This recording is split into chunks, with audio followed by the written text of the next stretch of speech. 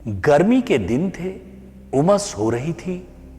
बिहार के एक गांव से दूर एक पुरानी हवेली थी।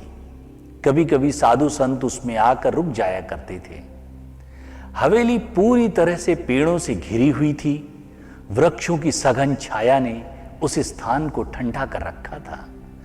उस पुराने स्थान के पास थोड़ी दूर पर एक छोटी नदी थी।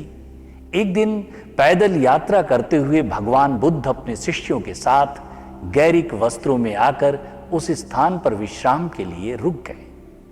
थोड़ी देर के बाद भगवान बुद्ध ने अपने शिष्य से कहा कि मुझे प्यास लगी है, जाओ पास में जो नदी है वहां से पानी ले आओ।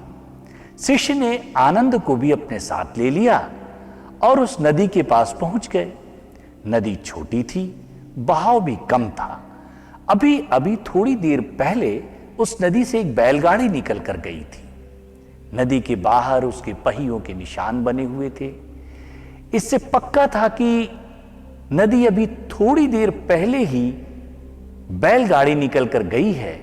नदी में बहाव बहुत धीमा होने के कारण पानी गंदा हो चुका था। पानी को गंदा देखकर पहला वाला शिष्य कहीं और से पानी लेने के लिए चल दिया, मगर आनंद वहीं रुके रहे, इंतजार करते रहे।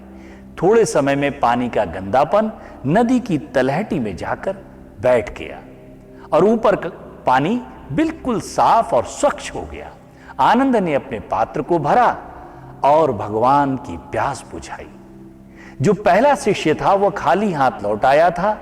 गंदे पानी की बात बताई और कहीं पानी न मिल पाने के कारण निराश था। उसने आनंद से पूछा कि तुम इतना साफ पानी कहां से लाए हो? आनंद ने कहा, मैं तो उसी नदी से लेकर आया। मैं इंतजार करता रहा था कि यह गंदगी जल्दी नीचे बैठ जाएगी और हमें साफ पानी मिल जाएगा, और ऐसा ही हुआ।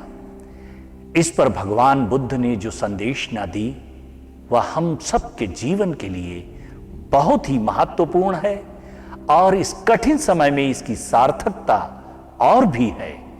जीवन में जब समस्याएं आती हैं तो अक्सर हम लोग अपना धैर्य खोने लगते हैं। धैर्य के खोते ही जीवन असंतुलित होने लगता है। ऐसा लगता है कि जीवन चारों तरफ से दुखों की काली घटाओं से घिर गया है। जीवन को शांत और शुद्ध करने के लिए हमें धैर्य के साथ, शांति के साथ प्रतीक्षा करनी होगी। धीरे धीरे समय के साथ सब कुछ ठीक हो जाएगा।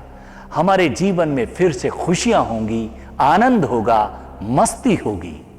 धन्यवाद, धन्यवाद, धन्यवाद।